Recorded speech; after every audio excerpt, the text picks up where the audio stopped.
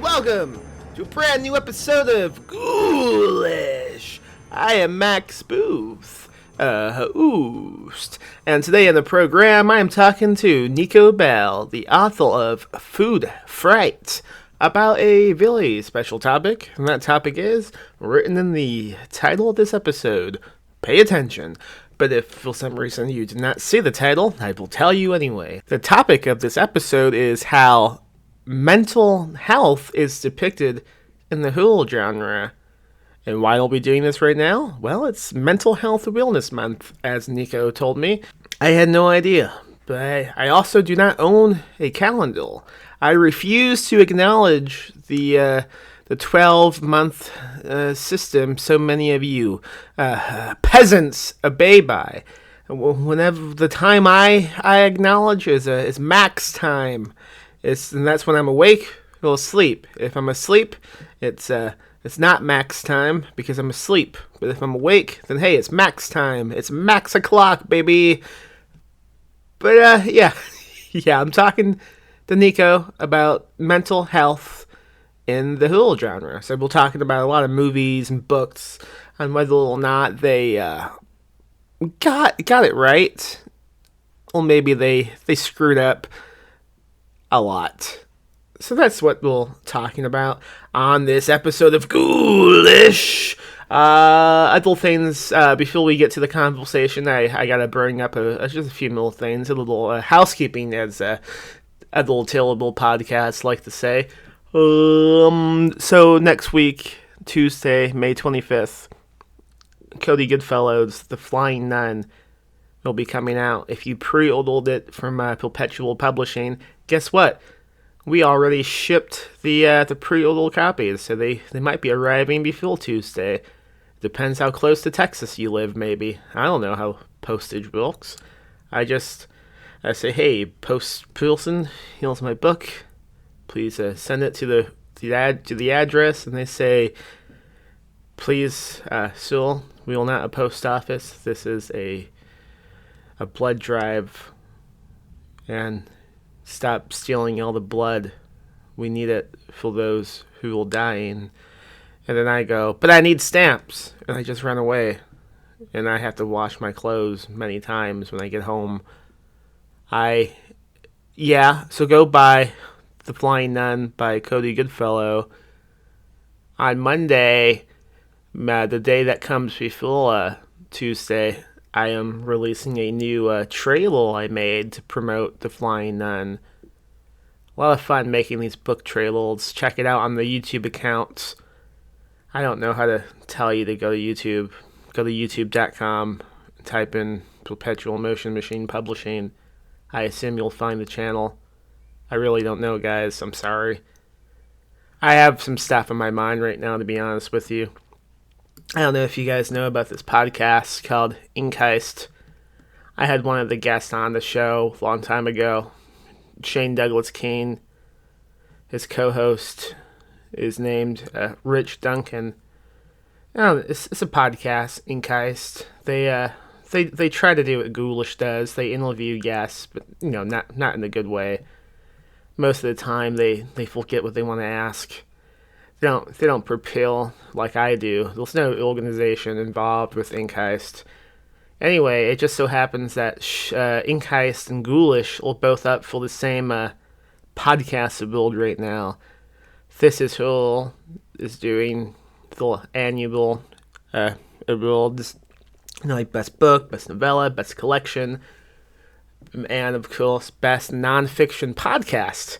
And both of us have been nominated. Voting ends fairly soon, to be honest. It says on the website that voting ends at 12:01 a.m. BST on Saturday, 22 May 2021. Now, I'm an American, and I go by American time, so I'm not positive when this is actually ending. I'm just going to Google it and see if Google tells me what time that is. 2 Central Time. Central Time is also how you say American time. Hold on. Okay. Oh, man, this is ending in a few hours. So 3:30 p.m. Central Time? That on Friday? Oh my God, you fucking British assholes. Okay, so hopefully you get this podcast before voting ends, because you should go over to thisishall.co.uk and find the This Is Hill voting page and vote for Ghoulish, because Inkice, get this bullshit, okay? Inkice, they tweet the other day. Well, this is Shane Douglas King, okay? He says, "Don't forget, there's still some time to vote, and you should go vote for your favorites. I know your favorite nonfiction is on there." And then he tags Inkheist. And then Inkheist, which is, I assume, operated by Shane Douglas King, they retweet, quote, retweet Shane's tweet and says, "Do what that fucker says," which is exactly how Shane talks. Inkheist, simply the craziest non-fiction Hill podcast out there. And we managed to obtain a fuckload of information and insights into the process every outing. It's like a goddamn masterclass in Hill every week. Listen, you don't need to say profanities, okay? That's just unprofessional. You know, we do podcasting. You don't need to talk like a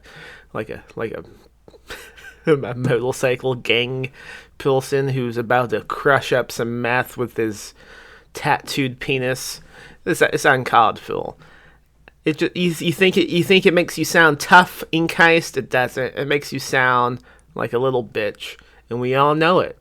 I mean, if you pay attention to social media, you know it already, folks. I have officially declared Inkheist to be my podcast enemy. We now rivals in the podcast industry. We've been talking back and forth publicly on Twitter, and it's getting pretty heated. They're using sexist remarks to try to insult me, and I'm saying, hey guys, that's not cool. Why don't you try to be more stand-up fellas? But they won't have it. And anyway, I mean, honestly, what's up with the name Inkheist? Why is that the name? What ink are you guys stealing? You are a podcast. No ink is required to talk into a mic. Trust me, I'm talking into a mic right now. I don't have a pen by me. I'm not writing anything. Is it because you guys have to take notes ahead of time to know what to ask? That's pretty embarrassing, to be honest with you. And what, you can't afford to go buy a pen? You have to steal it? Pens are cheap. You should be able to buy a pen, Inkheist. I'm like, maybe they steal books. Maybe that's what they mean. Inkheist is known for pirating all the books they review on the podcast. That's a thing they told me once, in secret. And I said, oh yeah, I won't tell anyone on my podcast, Inkheist. Don't you worry about a thing. Why? I mean, why am I the only one who's confused by this name? You are a podcast. Come up with a podcast-centric name, like Ghoulish. People hear Ghoulish and they think, oh, that's obviously a spooky podcast. And you know what? They're correct. Inkheist. I mean, I don't know where this is going, but if you guys want to fucking throw elbows, as they say, I will throw elbows with you any day of the goddamn week, Inkheist. We will fight until the death. One of us will bleed until they cannot bleed any longer, until we are dried out from the inside. Do you get that, Inkheist? I will end you and everybody you've ever loved, if it comes down to it. Now, I don't want to begin any unnecessary rumors, but if Inkheist does win this nonfiction podcast award, I think the only logical conclusion is, well, collusion. That's right, I'm saying it. It's the collusion conclusion. Because, I mean, I would have to suspect that there's some shady play happening behind the scenes between Inkheist and This Is Who, which is operated by Michael David Wilson and Bob Pastorella. It would only make sense that if Inkheist wins, it's due to some type of bribing system or blackmail system, money crossing underneath a wobbly table, perhaps. I think that would make the most sense, unless I do win the This Is Who non-fiction podcast world. Then the only logical conclusion is they tried to bribe This Is Who, but Michael David Wilson said, "No, we will not take your stupid American money. I live in Japan. What am I going to do with it?" I hope you make the right decision, Michael David Wilson. And I hope you fucking build in hell, Inkheist. You're going down! You're going down! But anyway, enough about that. Let's talk about mental health. Let's talk about mental health in the whole genre with Nico Bell coming right up. Oh, yeah!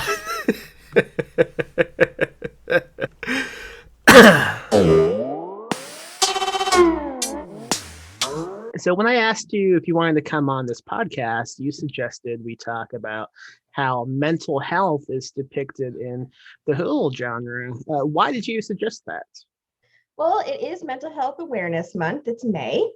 And I have depression. I was diagnosed in 2008.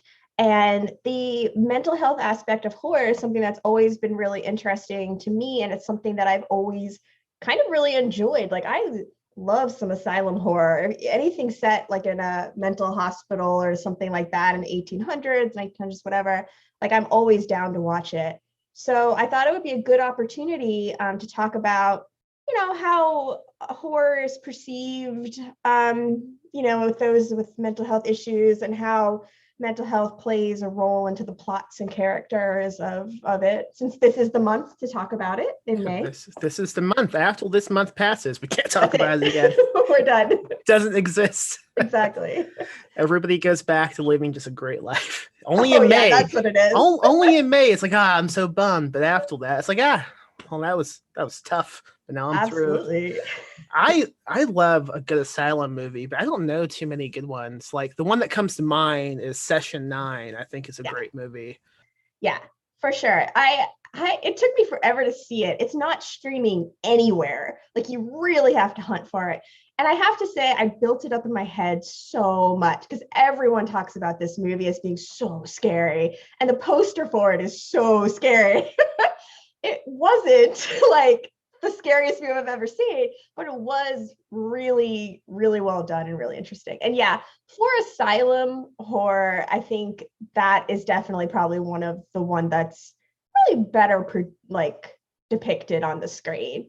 They tried to do a good job of being respectful of someone's descent into madness without it being so cliche or over the top. If we want to talk about a bad asylum movie, and this ties into what I wanted to bring up, is when I was researching this episode, I went to your blog to find out a bit about you, and I saw this great article you wrote about the best and realist depictions in media of mental illness.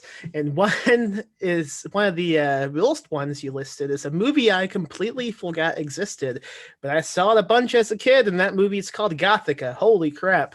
Yes. I hate that movie so much. I wanted to see it when it came out. I was really excited. Obviously, Halle Berry, how can you not want to see her in a horror? And it's awful. Like, how they make both women in that movie to be like unreliable narrators, and just how they just discount abuse. And it's just awful. It's awful from start to finish. I just Googled, and that movie came out in 2003. So I wow. probably haven't seen it since, 2003. Yeah. I can remember all about this movie is it takes place, I believe, in an asylum. There's lots of rain involved. Yeah. The guy who plays Zodiac's a bad guy in it. That's all I know about it. But I recall even back then thinking, we shouldn't be watching this. This isn't good. It's not. They didn't do a good job of just depicting somebody with an illness. That's really the worst of it. Is like when you watch these movies and you see just it done completely wrong or disrespectfully, or especially when it's a woman and they're bringing like really serious allegations, like in Gothica, like really serious problems are happening to these women. And for it to just be like, oh, she's crazy. Or like in some movies, it's like, oh, she's bipolar. Like that's like bipolar specifically is one that people love to like throw into horror and say, or multiple personality disorders or things. So Yeah, like they go on this killing spree, and at the end, it's like, well, she was a bipolar, and the audience like, okay, I got you, I got it. It makes sense now. Yeah, it's just too easy, I think, for some people to go down that path, and they just don't do it very well. And so, yeah, but some people do it well. I enjoyed like The House on Haunted Hill, the book. I didn't see any of TV or movie because I don't want to ruin the book because it's my favorite. But I mean, that's really done well. I really like the Babadook. I know that's like split. Some people hate it. Some people love it. I love it. So we both like it. Yeah. One of the main criticisms I see about the Babadook is like, that kid is so annoying. And all I want to say is, have you ever been around a kid? All of them will like that. It's true. I mean, he's annoying, but there's like a point to it. Yeah. Like I see it as her having like not just depression from grief, but like from postpartum depression. That's why I connected so well with this character. And yeah, so of course this kid is, bugging her nonstop. But I think that was great. I thought the ending to that movie was just amazing. Like the metaphor of it and keeping your depression like with you, but kind of feeding it when it needs to be fed and honoring and respecting that part of it. Definitely. I haven't seen the Babadook in a long time, and I kind of want to revisit it. I have fond memories of it, and I regret when it was coming out. They had IFC. They had some type of special promotion, like the first, I don't know, 100 or 1,000 folks who bought the Blu-ray also got like a Babadook book with it. Oh. And I'm so mad I never got that because that just seems like the coolest thing to own. That would be really cool. I'm a little scary, but very cool. I don't know. I'm not really big on horror merchandise. I don't necessarily want things in my house that remind me of them. But yes. What would be some Gothica milch they could have sold? Oh, maybe like a mirror that when it fogs up, it will say Gothica. Or something like help me. What would Gothica say in a reflection? It would be reversed. I don't know. I can't think of language that way. A movie, another movie you had on the list is one that I've always wanted to see, but for some reason I never did. But before we did this recording, I thought, it's only 119 minutes. I'm going to watch this right now. And that is a movie called They Look Like People. And that movie is awesome. Yes. It's been a while. Oh man, I might even need a refresher. I did see that. That was a really good one. And another like respectful kind of, you could tell they put some effort into portraying these characters as opposed to many of the other movies where it's like a throwaway character. And that's what I really liked about it, Yeah. I loved so just to refresh you because I just finished watching it.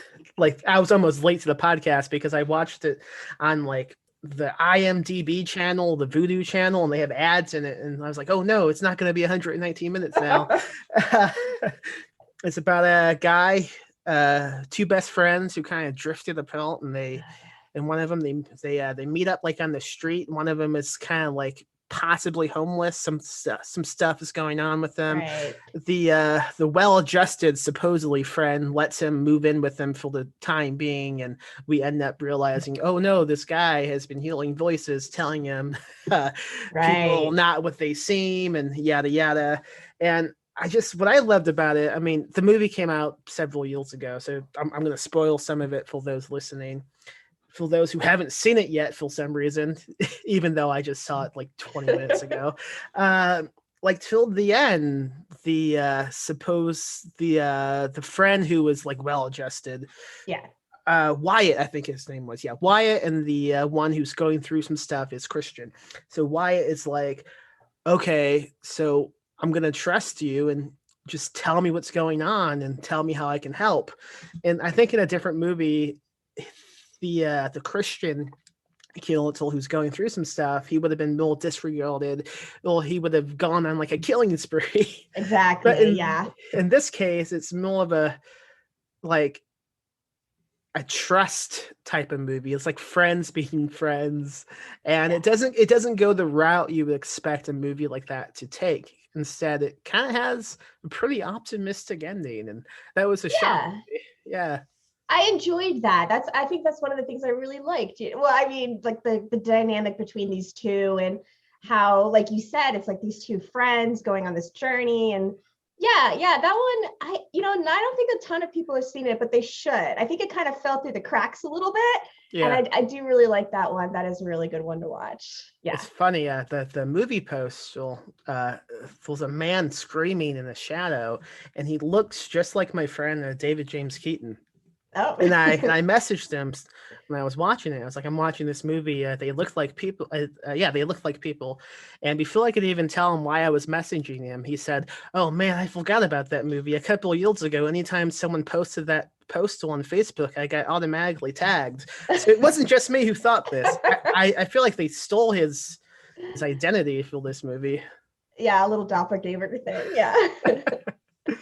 Um, I what else was on the list? Let's see, I Well, had it if in people front of me. haven't seen A Tale of Two Sisters, I really love that movie. Have you seen that I movie? have not. So tell me about it. I think it's on Hulu for anyone who hasn't seen it.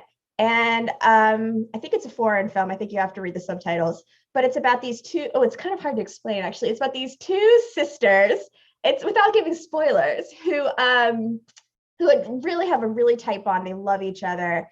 And their mom has passed away. And it's kind of a thing about grief, but oh man, there's so many twists and turns.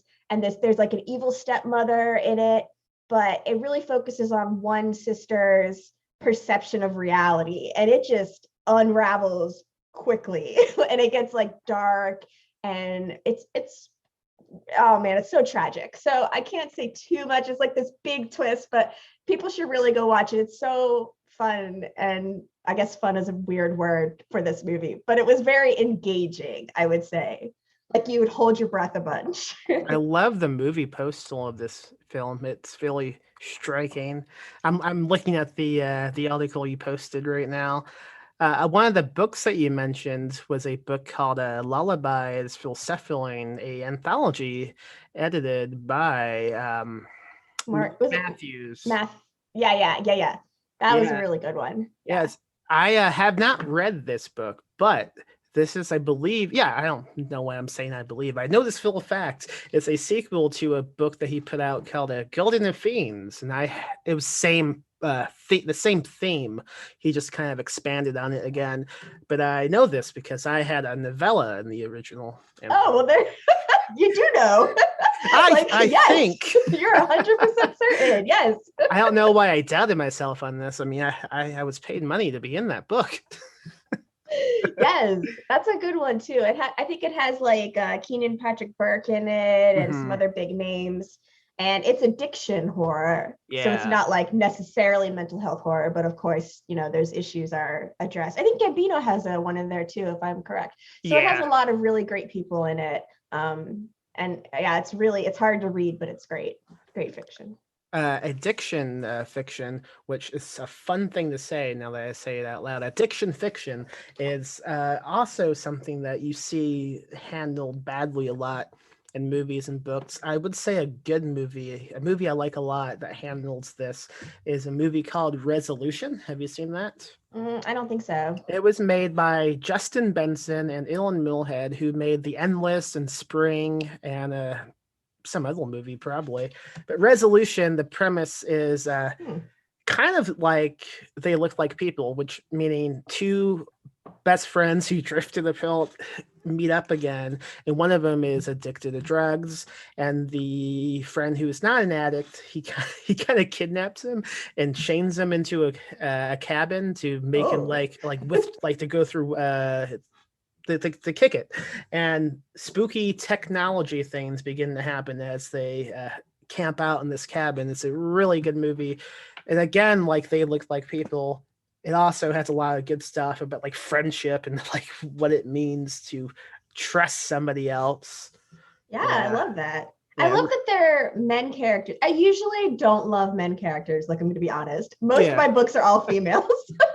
But I love that these ones are men characters because just to sort of play on the fact that it's okay to talk about your emotions and to have friendships and tight bonds. And I love that. That's really cute. I love that. Yeah, I love that type of fiction as well. Whenever like men act like not how they're supposed to act according to most Hollywood movies, like Yeah. the anti badass type of man is what I like to read about and watch. Yeah. It's more realistic. It's And I good. see you have a Kilman Maria Mercado's collection listed, and that book is amazing. Oh my gosh. I read that and I was like, I want to be her when I grow up. Like, I want to be able to write stories like this one day, if at all possible, because it really just like blows your mind how those stories are put together and everything. They're so great. The stories in this collection are so smelt. I feel dumb even trying like to talk about them almost. I discovered little fiction before the collection came out because there used to be this phone app called Great Jones Street. Do you know about that? I don't. It doesn't exist anymore, but they advertise themselves as the Netflix of fiction, and they would do like short stories and novellas, and she had a bunch on that. I also had some stuff on that, but unfortunately, when you name yourself Great Jones Street, nobody knows what that means, so nobody subscribed, and they went bankrupt. But became a Yeah. fan for life, and I was stoked when I saw this collection come out, and she has a nonfiction book out too. I can't think of the title, but it's also really good and well worth buying for anyone listening. I'm sure I'll have to check that out. Yeah, one of her stories is just a recap of Law and Order Yes. for like an entire season. But when you read it out, it's like, like what are they putting on TV? Oh, okay. Yeah, I love that. I haven't had cable in a while, but I assume it was authentic. Oh yeah, I'm sure it was. It was great. I just love that she took that risk and then somebody risked to publish it. Like it was just, I loved it. I Oh loved it. I yeah. thought she's great. One movie that you didn't seem to like that I haven't seen, so you'll have to tell me about it, is The Visit. Oh, M. Night. Oh, M. Night. Oh dear. Can I just say that I just think he's awful at all, like mental health in movies. Like not even just The Visit, which is if I remember, it's been a while, but it's an elderly couple, and I think they have dementia. You find out at the end, like I believe they've killed the real grandparents, and then they take the place of grandparents as their grandchildren come to visit. It's awful. They look like grandparents. Yeah, it's it's terrible. But like I was gonna put Split on that list as well as one of the worst. People love this movie so much. I was actually just scrolling through Twitter before we talked, and people were putting on like the top 10 movies of like the century or something like that. And Split has come up many times. Hold on. And I'm like, oh my goodness gracious. Cause I just like if you watch it for just like pure entertainment, I guess maybe fine. There's like some tension, but like, oh my gosh, his portrayal of like somebody with what personality disorder, I guess is what he was going for. I hope so. What Oh, else it's could it so have been? oh You mean to tell me those with split personality disorder don't have like a beast inside of them that they mutate into at some point? That I doesn't can't happen. imagine. I know they don't like walk on ceilings and stuff. Like, who would have thought? I don't know what he was trying to do. I just me and M Night just don't get along after Sixth Sense. Like that was it for me. I have not been a fan Well, it's since. time to bring out my special guest.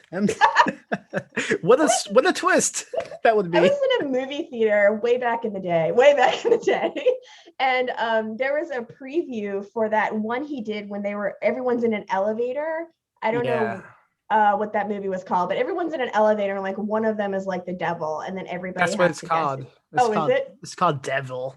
Okay, so we were all in the movie theater was packed and we were watching that and everyone was like really excited. Like I was excited. And then at the very end it goes by M. Night Shyamalan. And everybody collectively in the movie theater went, oh, like 50 people. Oh, and I feel like that's what I think about him.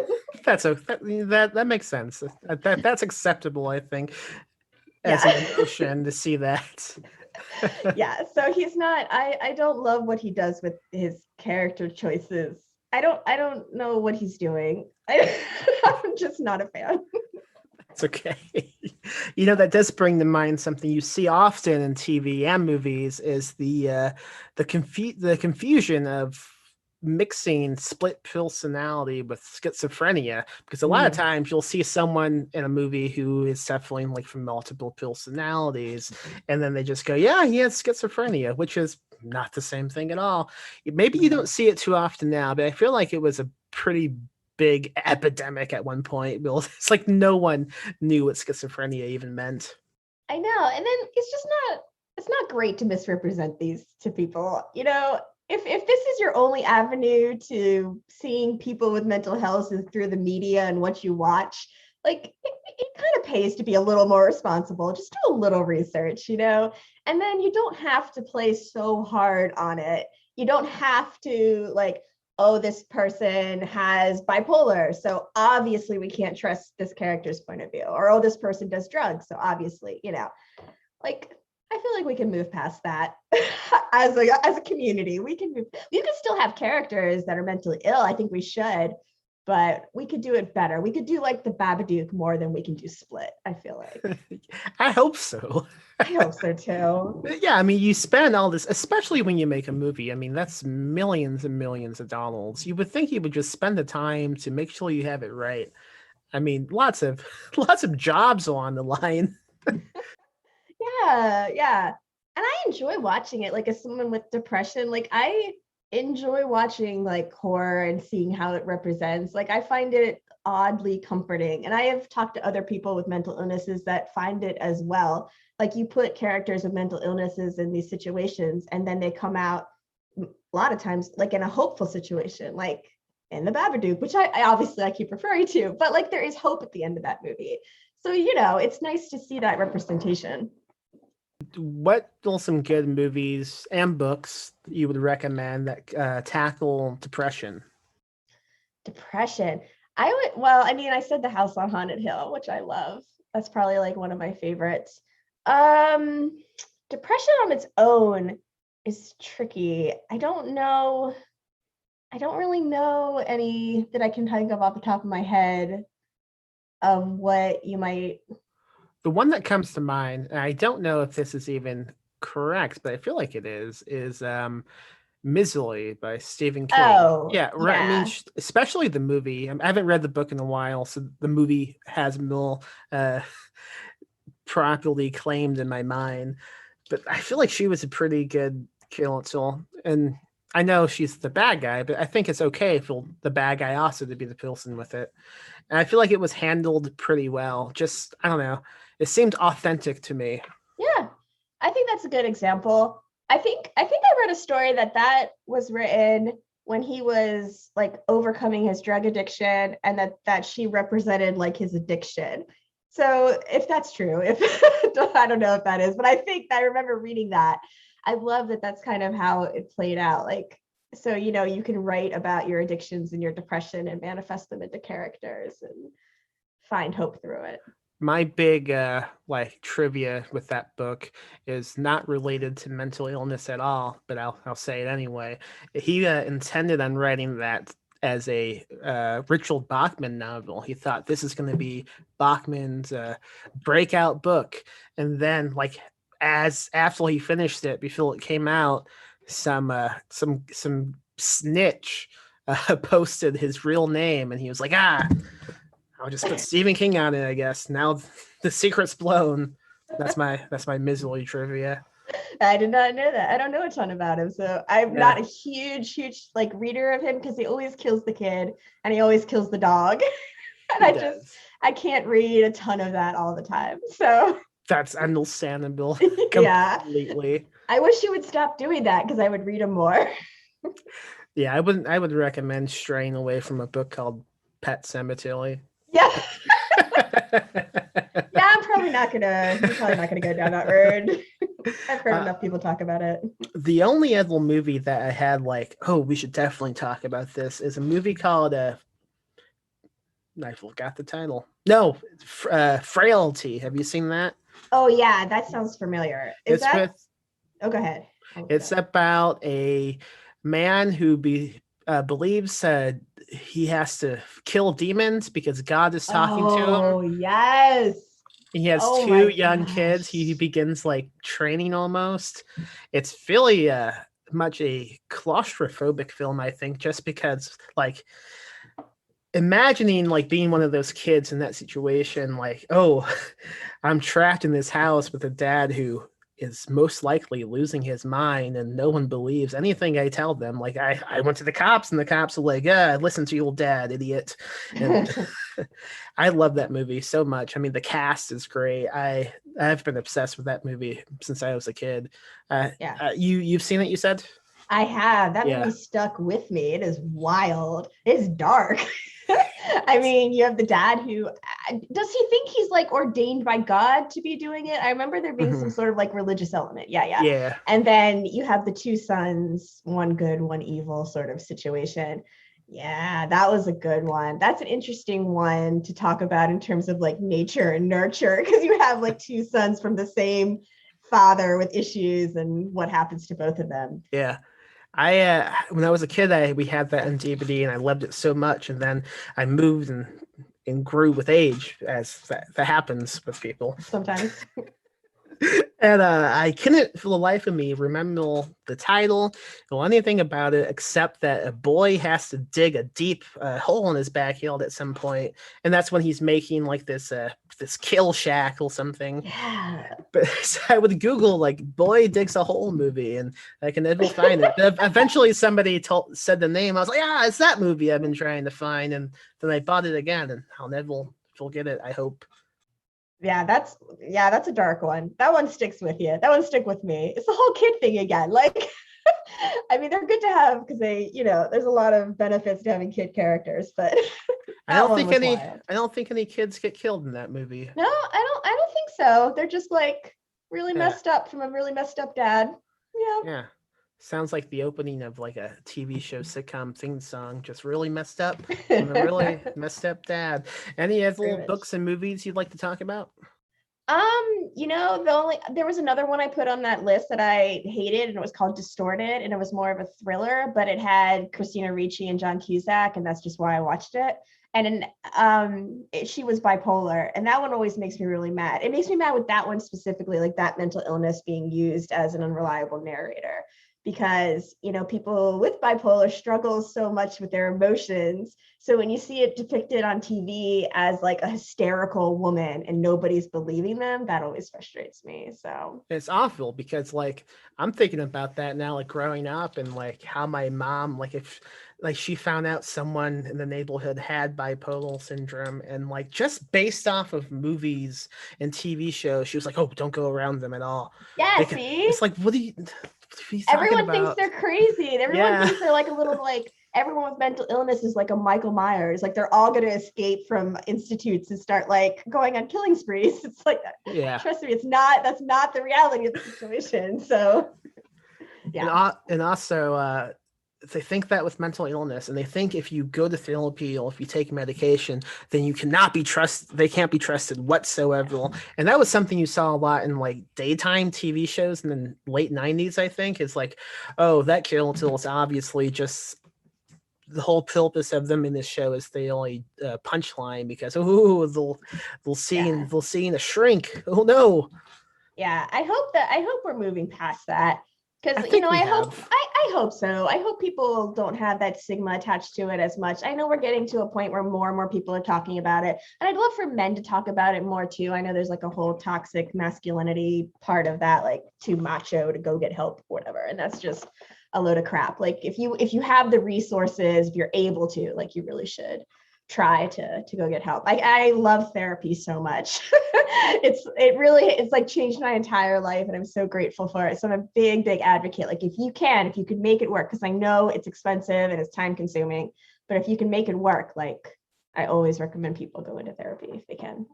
That's a great note to end on, I think. Perfect. What would you like to promote? What do you want to plug? Well, I have an anthology that's coming up. Me and I guess I can say me and Sonora Taylor are going to be working on a like a diet riot type anthology, like an anti-diet, anti-beauty type anthology. It's kind of in the brainstorming, but you can start looking out for that hopefully in the next couple of months. And then I have Food Fright novella and Shiver anthology that you can find on my website at Nico Bell Fiction. And I will link to that in the show notes. So cool. Want to talk a bit about what Food Fight is? Oh yeah, food comes to life and it starts killing people. So very highbrow. Is it Food Fight or Fright? Fright with an R. Okay, Fright. That is great. Yeah. I just want to ask you questions about what foods come to life now. Oh yeah. The only food that people love to talk about my killer croissant because I love him so much. He speaks French. He waddles. Somebody has celiac disease. It's a bad situation for the person who dies. So yeah. That sounds awesome. Okay, great. Well, folks, go pick up Food Fright and read about a demon croissant. I don't know. Yep.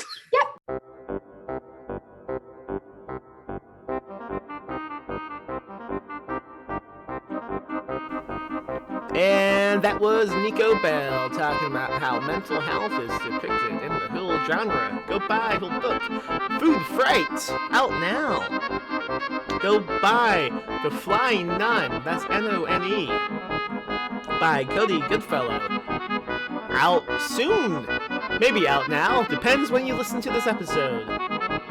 Go to patreon.com/PMM Publishing. Go leave a review on iTunes. I'd love it if you did that. And fuck you, Inkheist. Good night!